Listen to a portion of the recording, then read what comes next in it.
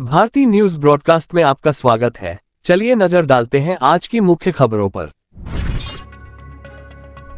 सिक्किम में 31 दिसंबर को लोसूंग और नामसूंग फेस्टिवल बनाया जाएगा, इसके कारण बैंक बंद रहेंगे। लोसूंग और नामसूंग फेस्टिवल सिक्किम के प्रमुख पारंपरिक त्योहार है। इसे वहां के स्थानीय लोग बड़े ही जोश के साथ मनाते हैं। ये फसल कटाई के बाद धन्यवाद के रूप में मनाया जाता है और तिब्बती नए साल के आगमन का प्रतीक है। 2025 में 2 चंद्र और 2 सूर्य ग्रहण होंगे, लेकिन भारत में सिर्फ एक चंद्र ग्रहण ही दिखेगा।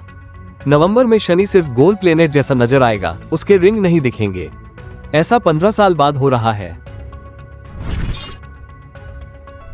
बीजेपी 2025 में नए राष्ट्रीय अध्यक्ष का चुनाव करेगी। इसके लिए पार्टी जनवरी तक आधे राज्यों में नई जिला और राज्य स्तरीय टीमें बनाएगी। रविवार को दिल्ली में पार्टी मुख्यालय पर संगठन विस्तार को लेकर बैठक हुई। इसमें संगठन चुनावों की समीक्षा की गई। सदस्यता अभियान भी चलाया जा रहा है। इसमें कई चरणों वाली सत्यापन प्रक्रिया है ताकि सदस्यता सूची पुख्ता हो। इस साल अक्टूबर में बीजेपी की सदस्यता 10 करोड़ पार कर गई। दुनिया भर की कई ऑयल कंपनियों की नजर इस समय भारत पर है। कारण है भारत में बढ़ती ऑयल की मांग। इस मामले में साल 2024 में भारत ने चीन को पीछे छोड़ दिया है। यही नहीं, अगले साल 2025 में भी चीन तेल की मांग के मामले में भारत के आसपास भी नहीं रहेगा। ये बात S&P ग्लोबल कमोडिटी इनसाइट्स ने कही है। JSW-MG motor India Bharat mobility global expo 2025 में ड्राइव फ्यूचर थीम के तहत नए मोबिलिटी सॉल्यूशन शोकेस करेगी। ब्रांड अपने नए प्रोडक्ट, डिजाइन और टेक्नोलॉजी के साथ नए इकोसिस्टम का निर्माण करने पर ध्यान केंद्रित करेगा। मोबिलिटी एक्सपो में दुनिया की सबसे तेज MG रोडस्टर MG साइबस्टर की झलक दिखेगी। भारतीय टीम ऑस्ट्रेलिया के खिलाफ चल रही बॉर्डर गावस्कर ट्रॉफी का चौथा टेस्ट 184 रन से हार गई है। इस हार के बाद टीम 5 मैचों की सीरीज में 1-2 से पिछड़ रही है। आखिरी मुकाबला सिडनी में 3 जनवरी से खेला जाएगा। पूर्व प्रधानमंत्री डॉक्टर मनमोहन सिंह के स्मारक को लेकर कांग्रेस, भाजपा और केंद्र सरकार के बीच विवाद अभी भी जारी है। कांग्रेस का आरोप है कि केंद्र सरकार ने पूर्व प्रधानमंत्री के कद के मुताबिक उनके अंतिम संस्कार और स्मारक को लेकर जैसा सम्मान दिया जाना चाहिए वैसा नहीं किया। गृह मंत्रालय, भाजपा अध्यक्ष और पार्टी के बड़े नेताओं के बाद रविवार को केंद्रीय शहरी विकास मंत्री हरदीप सिंह पुरी ने इस पर बयान दिया। पुरी ने कहा, डॉक्टर मनमोहन सिंह जी के स्मारक को लेकर कांग्रेस सरेआम झूठ फैला रही है। हरियाणा पंजाब के शंभू और खनौरी बॉर्डर पर चल रहे आंदोलन के समर्थन में कल किसानों का पंजाब बंद था। किसानों ने पंजाब के सभी नेशनल हाईवे और रेलवे ट्रैक बंद कर रखे हैं। किसान कल सुबह 7 बजे से 140 जगहों पर हाईवे और रेलवे ट्रैक पर बैठे थे। इससे अमृतसर, जलंधर, पानीपत, दिल्ली और अमृतसर, जम्मू पर ट्रैफिक पूरी तरह से बंद है। किसानों के बंद की वजह से रेलवे ने वंदे भारत समेत 163 ट्रेनों को रद्द कर दिया है। पुणे से जम्मू तवी जा रही Jhelum Express Jalandhar cantt station पर रोक दी गई है। जम्मू कश्मीर, हिमाचल प्रदेश और उत्तराखंड में लगातार बर्फबारी हो रही है। हिमाचल में 340 सड़कों पर आवाजाही बंद हो गई है। चितकुल में 2.5 फीट से भी ज्यादा बर्फ पड़ी है, जिससे कई टूरिस्ट फंस गए हैं। रक्षा मंत्री ने मध्य प्रदेश के इंदौर जिले में सेना के जवानों को संबोधित करते हुए कहा कि सुरक्षा के मोर्चे पर भारत बहुत भाग्यशाली देश नहीं है। हमारी सेना उत्तरी और पश्चिमी सीमा लगातार चुनौतियों का सामना कर रही है। हम शांत, बेफिक्र होकर नहीं बैठ सकते। हमारे दुश्मन, चाहे अंदर हो या बाहर, वे हमेशा एक्टिव रहते हैं। राजनाथ ने आगे कहा कि इन परिस्थितियों में हमें उनकी गतिविधियों पर पैनी नजर रखनी चाहिए। उनके खिलाफ सही समय पर बेहतर और प्रभावी कदम उठाने चाहिए। उद्योग संगठन CII ने 2025-2026 के लिए अपने बजट सुझावों में पेट्रोल और डीजल पर उत्पाद शुल्क कम करने की सिफारिश की है। उद्योग संगठन ने अपने सुझाव में तर्क दिया है कि ईंधन की ऊंची कीमतें मुद्रास्फीति को काफी हद तक बढ़ाती हैं। महाकुंभ के दौरान स्वरूपरानी नेहरू SRN अस्पताल के विभागों में क्षेत्रीय भाषाओं के जानकार चिकित्सक तैनाती होंगे। मोतीलाल नेहरू मेडिकल कॉलेज प्रशासन इसकी सूची तैयार कर रहा है। हिंदी सिनेमा की सबसे सीनियर सिंगर में से एक आशा भोसले ने हाल ही में एक स्टेज परफॉर्मेंस दी है। परफॉर्मेंस की खास बात ये रही कि आशा भोसले ने अपने क्लासिक गाने छोड़कर नए जमाने का ट्रेंडिंग गाना तौबा तौबा गाया और हर किसी को हैरान कर दिया। दुबई कॉन्सर्ट से सामने आया 91 साल की आशा भोसले का वीडियो वायरल हो रहा है। इलेक्ट्रॉनिक्स और मैकेनिकल इंजीनियर्स महानिदेशालय DGM ने भारतीय सेना इंजीनियरिंग भर्ती के लिए उम्मीदवारों से आवेदन मांगे हैं। इन पदों के लिए उम्मीदवारों को ऑफलाइन आवेदन करना होगा। सिटीजनशिप अमेंडमेंट एक्ट CAA के तहत नागरिकता मिलने के बाद करीब 300 पाकिस्तानी हिंदुओं ने दिल्ली चुनाव में वोटर ID कार्ड बनाने का आवेदन किया है। इन्हें इसी साल मई में नागरिकता दी गई थी। चेन्नई की अन्ना यूनिवर्सिटी रेप केस की जांच शुरू हो गई है।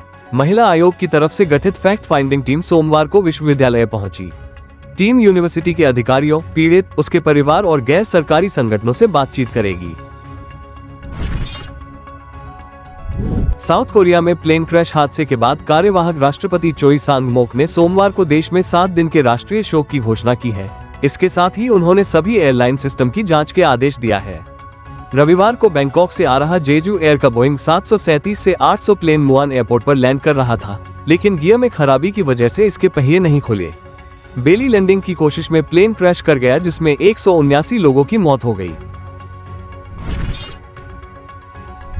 टेस्ला के मालिक और ट्रंप प्रशासन में उनके सहयोगी इलॉन मस्क ने विदेशी कामगारों को मिलने वाले H-1B वीजा पर एक बार फिर बयान दिया है।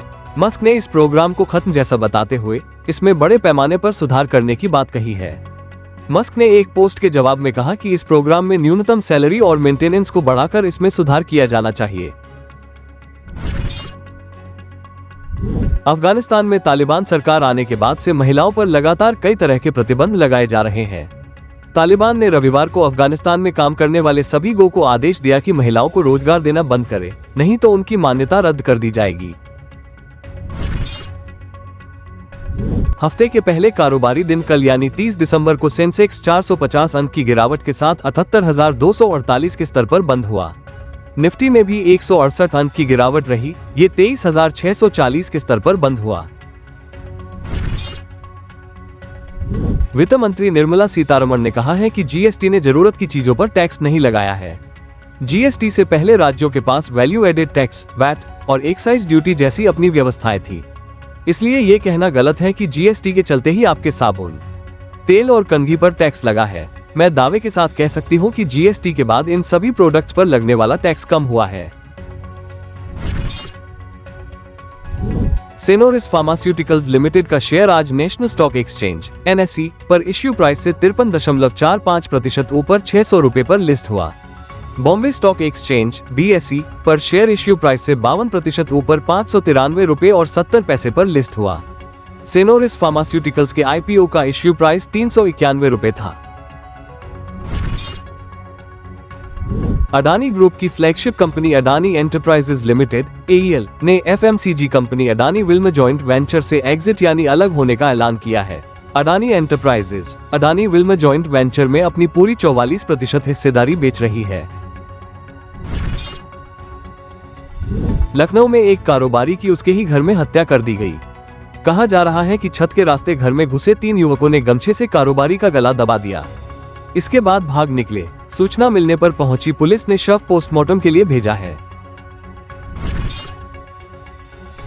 अयोध्या में राम मंदिर के शिखर के ऊपर से विमान उड़ान नहीं भर पाएंगे। निर्माण समिति के अध्यक्ष नृपेंद्र मिश्रा ने बताया, अब परिसर को एविएशन सेफ्टी से लैस किया जाएगा ताकि दूर से पायलट को पता लग जाए।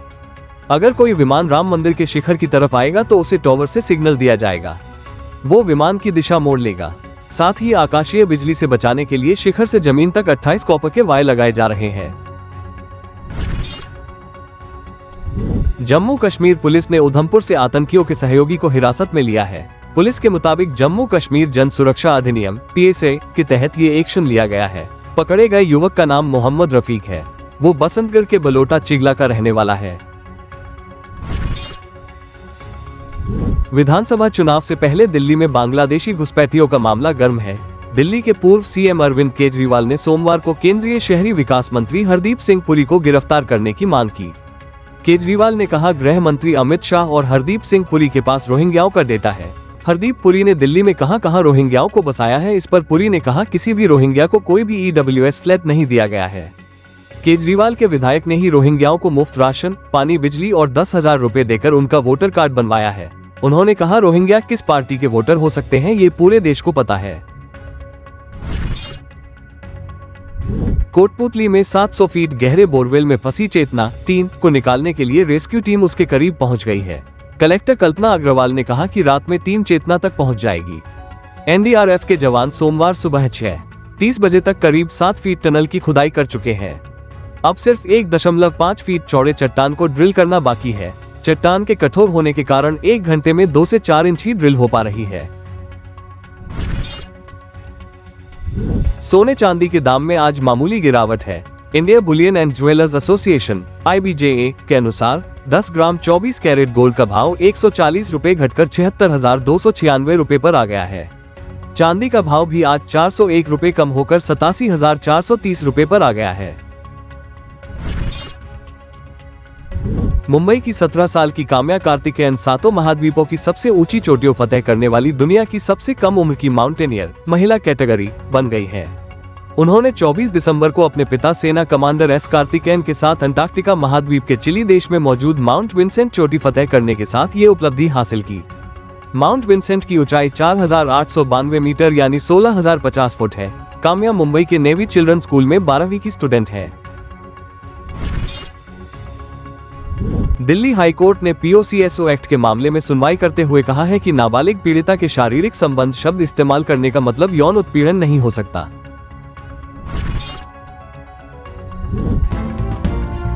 ऐसी और ताज़ा खबरों के लिए हमारे चैनल BNB को सब्सक्राइब करें और इस वीडियो को लाइक और शेयर करें। धन्यवाद।